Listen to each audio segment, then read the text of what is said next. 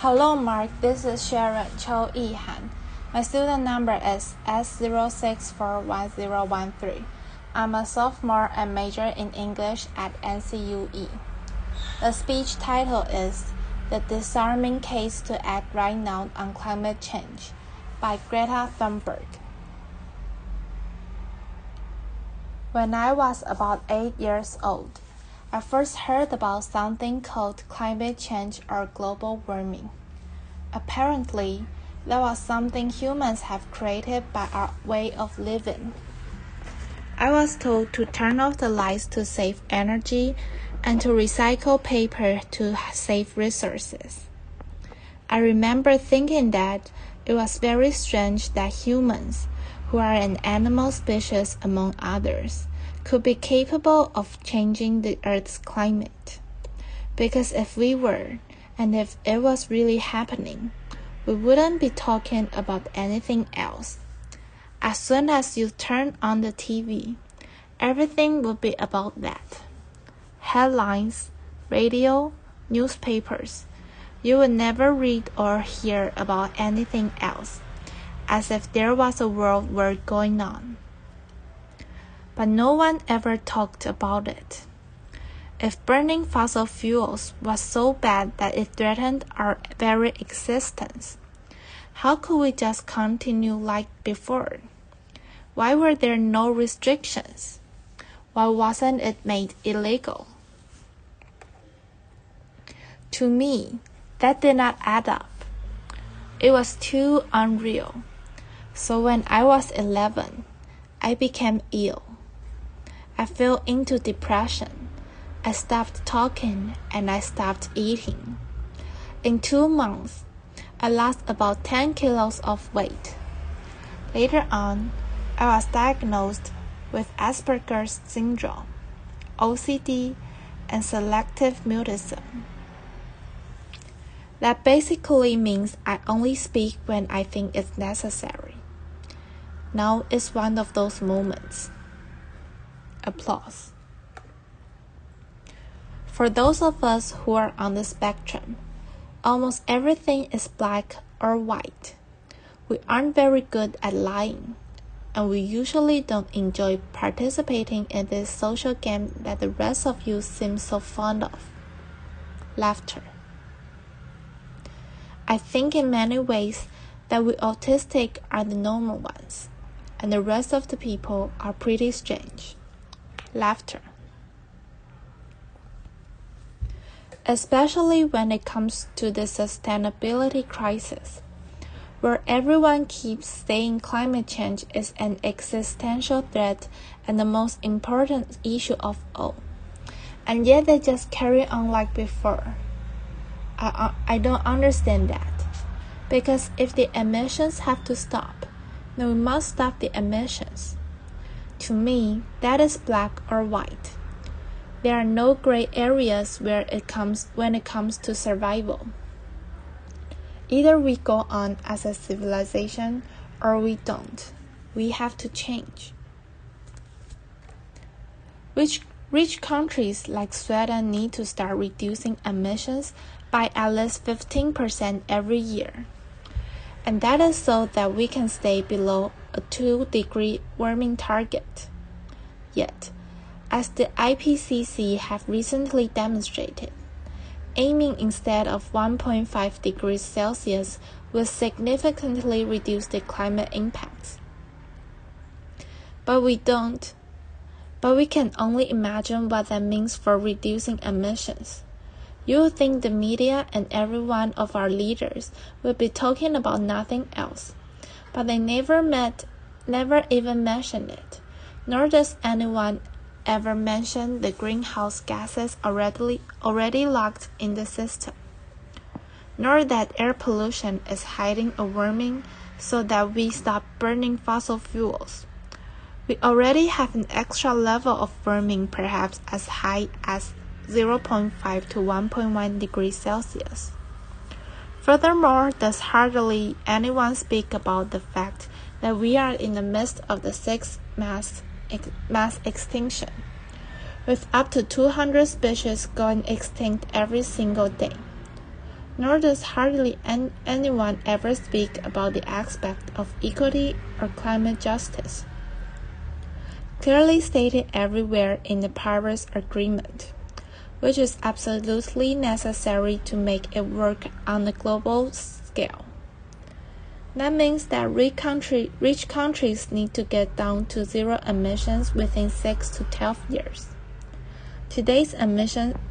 With today's emission speed, and that is so that people in poorer countries can have a chance to heighten their standard of living by building some of the infrastructure that we have already built, such as roads, schools, hospitals, clean drinking water, electricity, and so on. Because how can we expect countries like India or Nigeria to care about the climate crisis if we who already have everything don't care even a second about it or our actual commitments to the Paris Agreement? So, why are we not reducing our emissions? Why are they in fact still increasing? Are we knowingly causing a mass extinction? Are we evil? No, of course not. People keep doing what they do because the vast majority doesn't have a clue about the actual consequences of our everyday life. And they don't know that rapid change is required. We all think we know, and we all think everybody knows, but we don't. Because how could we? If there really was a crisis, and if this crisis was caused by our emissions, you will at least see some signs, not just flooded cities, tens of thousands of dead people, and whole nations leveled to piles of torn down buildings. You will see some restrictions, but no one talks about it. There are no emergency meetings, no headlines, no breaking news. No one is acting as if we were in a crisis. Even most climate scientists or green politicians keep on flying around the world, eating meat and dairy. If I live to be 100, I will be alive in the year 2103. When you think about the future today, you don't think beyond the year 2050. By then, I will, in the best case, not even have lived half of my life.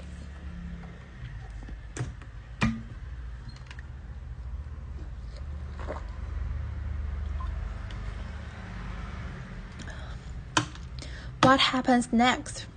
The year 2078. I will celebrate my 75th birthday.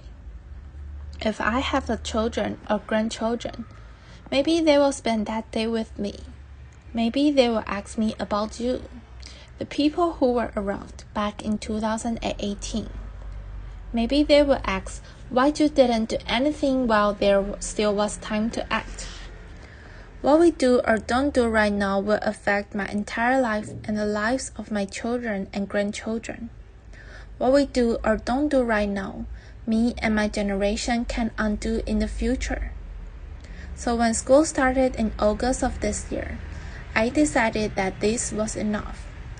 I sat myself down on the ground outside the Swedish parliament. I school striked for the climate. Some people say that I should be in school instead. Some people say that I should study to become a climate scientist so that I can solve the climate crisis. But the climate crisis has already been solved.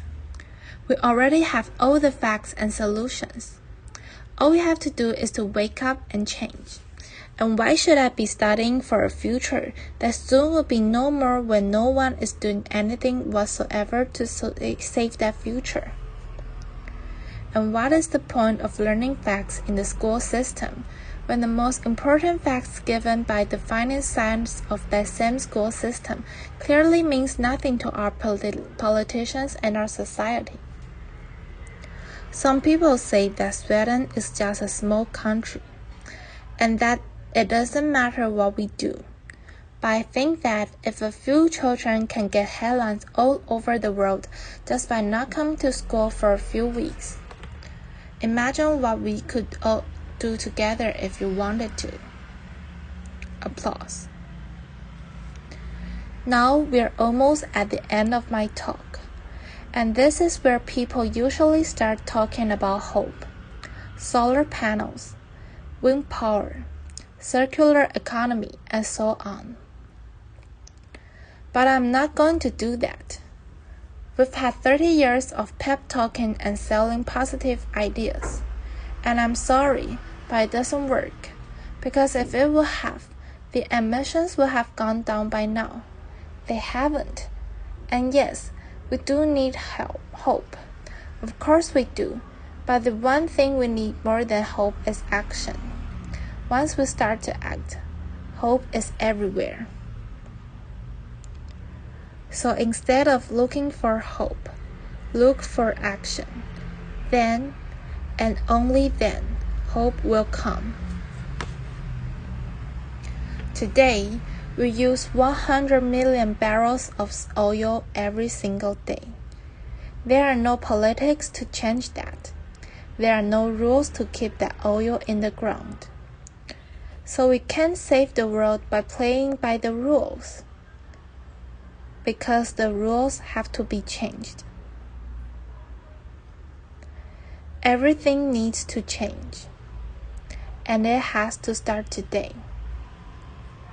Thank you. Applause.